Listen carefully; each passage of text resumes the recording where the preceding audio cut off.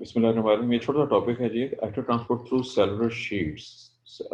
अभी हमने सिर्फ सिंगल सिंगल सेल के हवाले से पढ़ा था। बॉडी में बहुत सी जगह ऐसी हैं जहाँ बहुत बड़े पैमाने पे चीज़ें अब्जॉर्ब होती हैं, ट्रांसपोर्ट होती हैं। सिर्फ उनके नाम चेक कर लें। इंटेस्टाइन एपिथेलियम, इंटेस्टाइन में जब खाना हजम होता है वहाँ से। और सेकंड है रीनल ट्यूब्यूल, गुर्दे में जहाँ पे फिल्ट्रेशन का अमल हो रहा है वहाँ फिल्ट्रेशन भी हो रही है, रीअब्जॉर्प्शन भी हो रही है। दो, epithelium of all exocrine gland. Exocrine gland कौन से होते हैं, याद है कि नहीं याद है? एक्सोक्राइन ग्लैंड के नाम से वाकिफ हैं कि भूल चुके हुए हैं? एंडोक्राइन जो सबने पढ़ा हुआ है। डक्ट डक्ट वाले ग्लैंड जिनमें डक्ट मौजूद होती है उनकी बात हो रही है, उनके अंदर उनकी एपिथेलियम से। उसके बाद है epithelium of gall bladder. Gall bladder में भी ऐसे ही है। और membrane of choroid plexus of the brain and other membranes. ये पांचवा पॉइंट आपके लिए अननोन है। आई एम श्योर आप में से कोई भी कोराइड प्लेक्सस से वाकिफ नहीं होगा ब्रेन के हवाले से। वैसे ये टॉपिक फिजियोलॉजी 4 में होना चाहिए था, आपको पढ़ा होना चाहिए था, लेकिन आपने पढ़ा मेरिट से है और मुझे पता है आपने कैसा पढ़ा हुआ है। ये को बताना चाहेगा if you know something about choroid plexus के हवाले से, बगैर गूगल के ये बता सकता है कोई क्या चीज़ है ये? चलें, ये आगे जिक्र आएगा इसका। यहाँ पे इसने मैक्सिमम दिया हुआ है। इसमें कई पॉसिबिलिटीज हैं। एक्टिव ट्रांसपोर्ट हो सकती है, सिंपल डिफ्यूजन और फैसिलिटी डिफ्यूजन भी हो सकती है किसी भी सिमत में। और ये सब कुछ करने के लिए और बड़े पैमाने पे पूरी बॉडी के अंदर बहुत सी जगहों पे ऐसा होता है। ये डायग्राम हम ऑलरेडी पढ़ चुके हैं, डिस्कस कर चुके हैं। अब इसका मतलब ये हुआ कि इस चैप्टर में, हाँ देखिए, जो सिद्रा कह रही थी, सिद्रा बिल्कुल ठीक कह रही थी जी। वो जो हमारे दो टॉपिक हैं, चूंकि उस सिलेबस में वो इकट्ठे लिखे हुए हैं, एक्चुअली अब वो चैप्टर 5 में है, मेम्ब्रेन पोटेंशियल, एक्टिन पोटेंशियल। वो चैप्टर जो हमने पढ़ा था वो बेसिक सारी सारी हो गई हैं। और अब ये जो दो चीज़ें हैं वो हमें इस चैप्टर से पढ़नी है। अब इसमें उससे ज़रा मुझे दोबारा वर्डिंग बोल के सुनाइएगा। 3 टॉपिक आपने बोले थे, दोबारा बोलिए ज़रा, आखिर में चैप्टर के एंड पे कौन कौन से थे?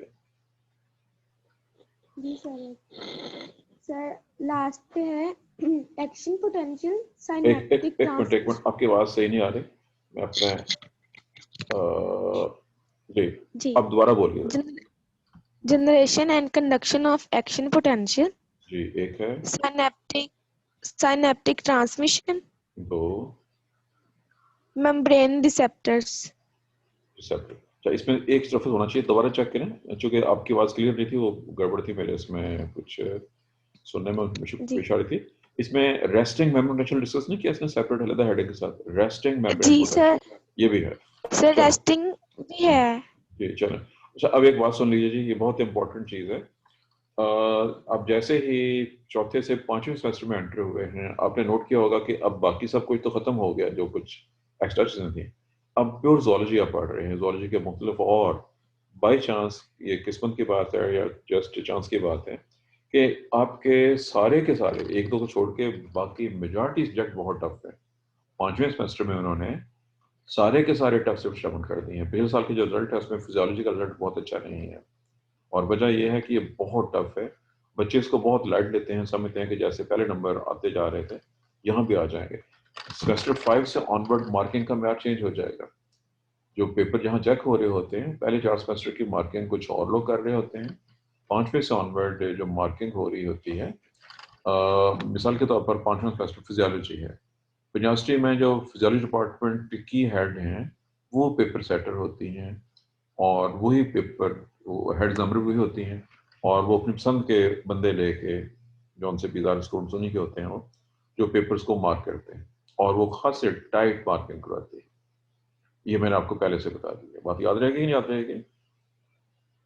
मेरी बात सबने सुन ली है? मैंने जस्ट एक पेपर की एग्जाम्पल दी है कि 5वें से 8वें सेमेस्टर तक अक्सर बेशतर जहाँ पे हेड्स हैं यूनिवर्सिटी के, जो प्रोफेसर या मेल या फीमेल जो भी हों, तो वो खासी ज़्यादा टाइट मार्किंग करते हैं या करवाते हैं। इस लिहाज से आपको थोड़ा सा ज़्यादा तवज्जो चाहिए स्टडी के लिहाज से। अब अगरचे हम बेसिक्स पढ़ चुके हैं, यहाँ पे वो इक्वेशन दोबारा फिर आ रही हैं, आपके सामने आएंगे, और मैं एक बार उनको रिव्यू करा के फिर आरएमपी की तरफ आऊँगा। आरएमपी की तरफ जाने से पहले मैं ये दो इक्वेशंस, अब यहाँ पे आ जाइए, इस जगह पे आपके सामने है जी, ईएमएफ मिली वोल्ट में plus minus 61 log of concentration inside divide by concentration outside. ये वो इक्वेशन है जिसको हम नर्न्स्ट इक्वेशन के नाम से ये बॉडी टेम्परेचर के रेफरेंस से है, 98.6 डिग्री इन 37 डिग्री सेल्सियस के ऊपर ये सारी कैलकुलेशन की गई हुई हैं। इसका बैकग्राउंड हम ऑलरेडी कर चुके हुए हैं। और अब यहाँ पे आ जाइए, इस जगह पे एक और लफ्ज़ आपने देखना है, ये इक्वेशन है जी, ये है नर्न्स्ट इक्वेशन, पूरा नाम इसका है, ये इसने कुछ दिया भी होगा, कौन कौन से नाम आ रहे हैं जिसमें, गोल्डमैन इक्वेशन और गोल्डमैन हॉकिंग कैट्स इक्वेशन। ये ज़्यादा डिटेल के साथ, ये उसी जो इक्वेशन हम पीछे देख चुके हैं, ये उसकी फर्दर मॉडिफिकेशन है। इसमें बाकी सब कुछ वही है, EMF इक्वल टू यहाँ तक सेम है। आगे लॉग ऑफ, इसमें बाहर की तरफ है सोडियम आयन, उसके बाद है पोटाशियम आयंस हैं, क्लोराइड आयंस हैं, और उसके बाद हैं यहाँ पे भी sodium sodium potassium potassium chloride. ये इन तीन आयंस को, इसमें इनऑर्गेनिक और ऑर्गेनिक दोनों उसने जो है वो कंस्टिट्यूट किए हुए हैं, आउटसाइड पे भी और इनसाइड पे भी। इन सब को उसने वैल्यूज को पुट किया है, और इसकी जो वैल्यू है ज़ाहिर है वो उससे ज़्यादा एक्यूरेट होगी, उस वैल्यू से कैलकुलेशन के रेफरेंस से बात हो रही है। बहरहाल ये दोनों इक्वेशन आपने याद रखनी है, याद करनी है, बात याद रहेगी। अब हम जी सर। इसके बाद जी, अब इस इक्वेशन का ताल्लुक चूंकि मेम्ब्रेन पोटेंशियल से है, ये तस्वीर दोबारा फिर देख लीजिएगा, ये सेम ये डिफरेंट पोटेंशियल को शो कर रही है। एन आयन नेगेटिव आयन, ये नर्व फाइबर है उसके अंदर, और बाहर अंदर की तरफ से नेगेटिव और बाहर की तरफ से पॉजिटिवली चार्ज। इसकी रीजन हम ऑलरेडी पढ़ चुके हैं, सारे के सारे सोडियम आयंस अंदर होते हैं। एयर भी ये दो डिफरेंट कंडीशंस के अंदर उसने जिक्र किया है कि किस वक्त क्या सूरत हाल है। इसमें चेक कीजिएगा, पोटाशियम आयन बाहर से अंदर आ रहे हैं, सोडियम आयन बाहर हैं, सारे के सारे नेगेटिव आयन अंदर हैं, तो अंदर से नेगेटिव चार्ज है, -90 मिली4 वोल्टेज पे गौर करना है। अब यहाँ पे क्या सूरत हाल शो की गई है, सोडियम आयन जब बाहर चले जाते हैं अंदर से, तो अंदर से ये सोडियम आयन बाहर जा रहे हैं, अंदर से पॉजिटिव चार्ज है इस वक्त, और यहाँ से नेगेटिव चार्ज है, ये वाला यहाँ से नेगेटिवली चार्ज। ये हैं जी दो हिस्से इसके इक्वेशन के, और इससे आगे मुझे लेके चल रहे हैं जी इसको। जी ये चूंकि सिर्फ डायग्राम की हद तक था, चूंकि अभी जो हमें टॉपिक पढ़ना है वो हमारा टॉपिक होगा रेस्टिंग मेम्ब्रेन पोटेंशियल। मुझे सिर्फ ये देख लो ये कहाँ पे है। मुझे नाश्ता करना है जी, मैंने सिर्फ 5 मिनट लगाऊंगा इंशाल्लाह नाश्ता करने में, आपको 5 मिनट का रिलीफ मिलेगा, और उसके बाद फिर मैं इसको दोबारा जी, ये यहाँ से हमें ये डायग्राम आ गई है जो हमने स्टडी करनी है, और ये रेस्टिंग पोटेंशियल का टॉपिक आ गया हमारा। ये अभी आप ऐसे कीजिए, मैं डायग्राम अभी रख के जा रहा हूँ, मैं नाश्ता कर लूँ और आप लोग इतना इसको देखिए। मैंने रिकॉर्डिंग पॉज कर रहा हूँ ताकि अगर आप गुफ्तगू करना चाहिए आप। बिस्मिल्लाहिर्रहमानिर्रहीम।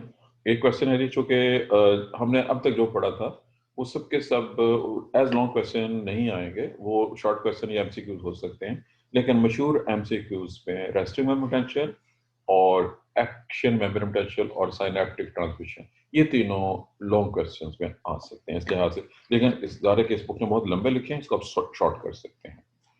सबसे पहले इसका तारुफ और वजाहत। रेस्टिंग मेम्ब्रेन पोटेंशियल, जिस वक्त एक न्यूरॉन फाइबर में से करंट फ्लो नहीं कर रहा, मैंने करंट फ्लो का लफ्ज़ इस्तेमाल किया है, करंट नहीं बह रहा, या आम ज़बान में कह लें कि मैसेज कंडक्ट नहीं हो रहा, पैगाम नहीं जा रहा, उसकी स्पेसिफिक वोल्टेज होती है, और उसको हम रेस्टिंग मेम्ब्रेन पोटेंशियल, रेस्टिंग इस लिहाज से, अब ये कह लें कि इस वक्त न्यूरॉन कोई काम नहीं कर रहा, काम ना करने का मतलब यहाँ पे इलेक्ट्रिक करंट को कंडक्ट करने के रेफरेंस से लिया जाएगा।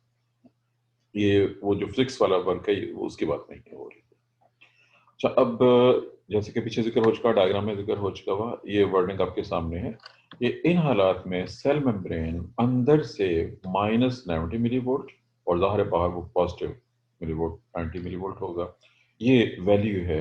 या देखिएगा, इस वक्त हम बात कर रहे हैं न्यूरॉन सेल्स की, और उन सेल्स की जिनके जरिए करंट फ्लो होता है या सिग्नल्स कंडक्ट होते हैं।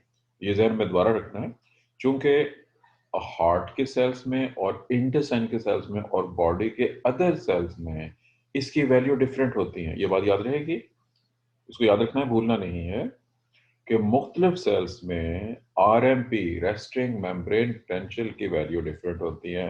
आपकी बुक के मुताबिक गाइडलाइन जो कि स्टैंडर्ड है इसके मुताबिक न्यूरॉन सेल्स में -90 मिली वोल्ट RMP की वैल्यू है। ठीक है जी। हम डिस्ट्रीब्यूशन ऑफ चार्जेस ऑलरेडी पढ़ चुके हुए हैं और डायग्राम उससे पहले देख चुके हो। ऐसा क्यों है, कैसा है, ये सब कुछ हमने बैकग्राउंड पूरा चैप्टर मैंने इसलिए पूरा चैप्टर रिवाइज करा दिया आपको वो वाला, ताकि बैकग्राउंड के लिहाज से आप कोई चीज़ दोबारा उससे डिस्कस ना करें, ना पूछें, क्योंकि वो पूरा चैप्टर पढ़ाने का मकसद ये था कि वो चीज़ जो आपने पहले जस्ट खानापुरी पढ़ी हुई थी उसको आप डिटेल के साथ गो थ्रू पूछें। जी, हेडिंग है जी हमारे पास यहाँ पे, active transport of sodium and potassium ions through the membrane.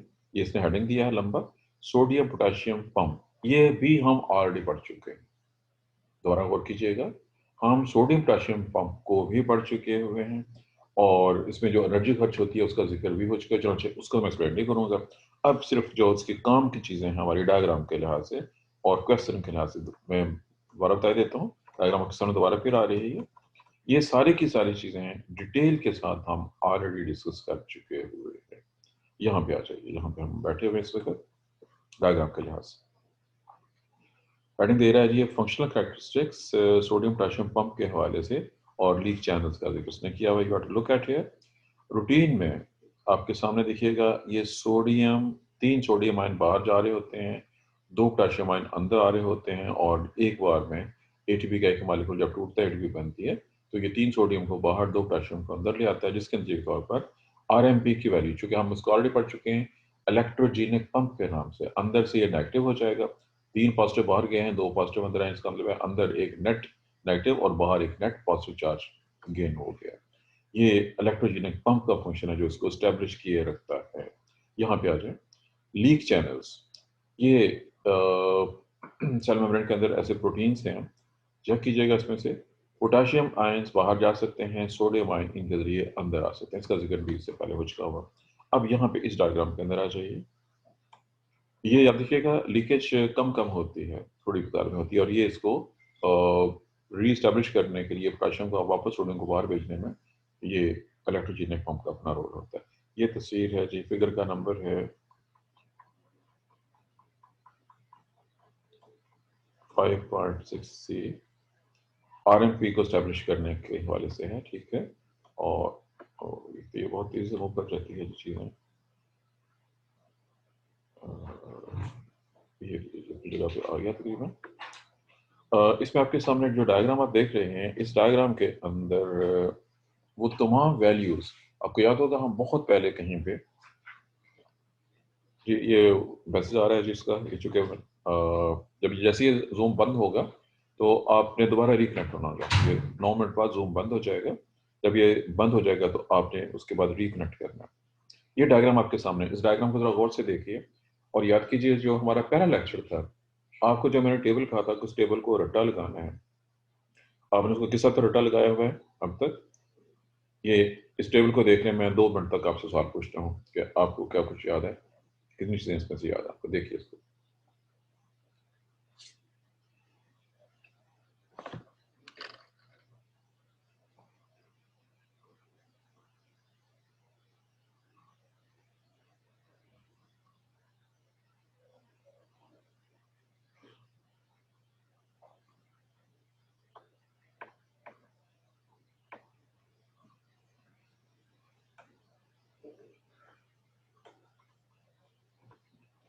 Ji, values को देख के आपको याद आया कुछ कि नहीं?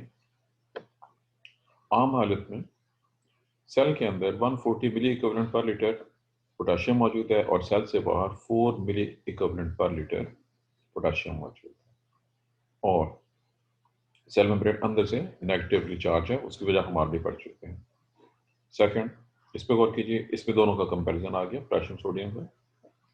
सोडियम 142 मिली इक्विवेलेंट सेल से बाहर होता है और 14 मिली इक्विवेलेंट सेल के अंदर है और इधर पोटेशियम के हवाले से पोटेशियम पहले जिक्र हो चुका कि अंदर 140 और बाहर 4 है।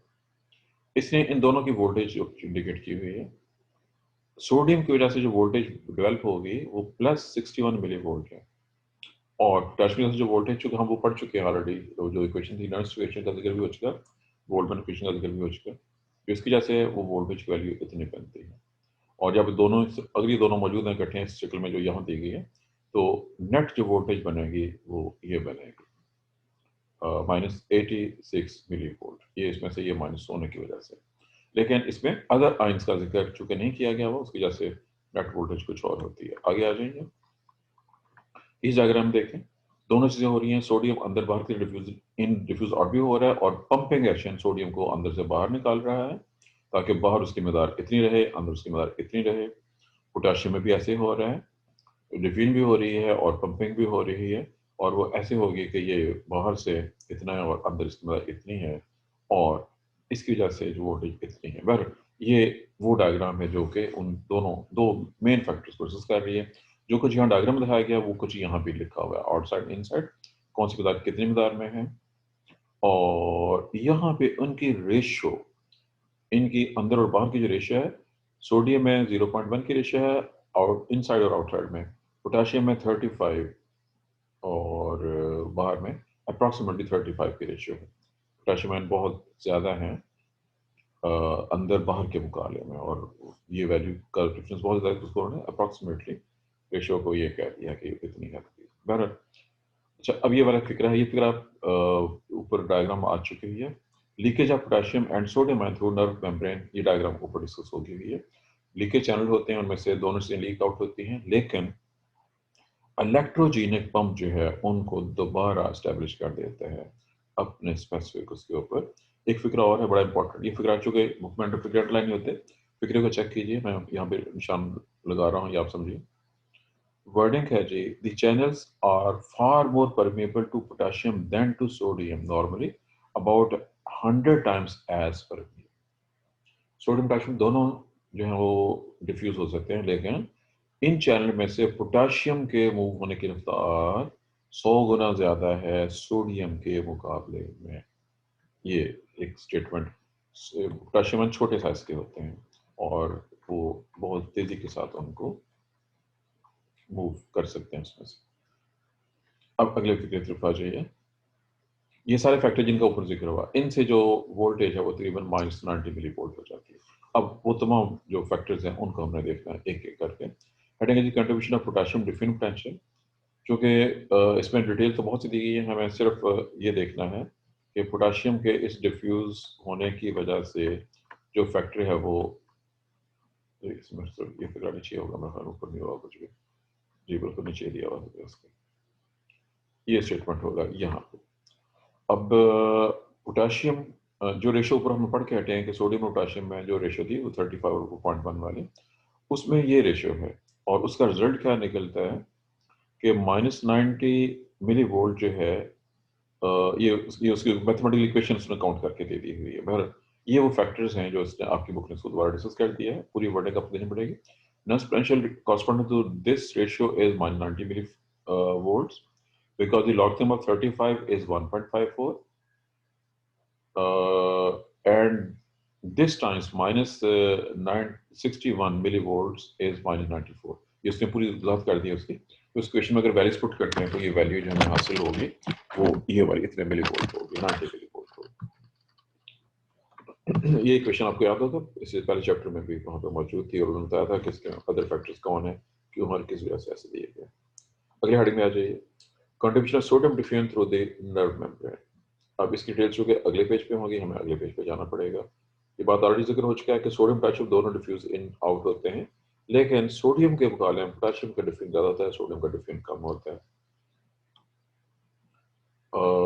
ये उसकी डिटेल्स ने यहाँ पे दी हुई हैं। अब ये डिटेल काफ़ी ज़्यादा है, आपने इसको इतना रिड्यूस करना है कि ये एक छोटे से पैराग्राफ में, ये चूँकि आपकी बुक के मुताबिक जो ज़ाहिर एक बड़ा सा पैराग्राफ है, आप इसको लिखने लगेंगे तो ये बहुत बड़ा बन जाएगा।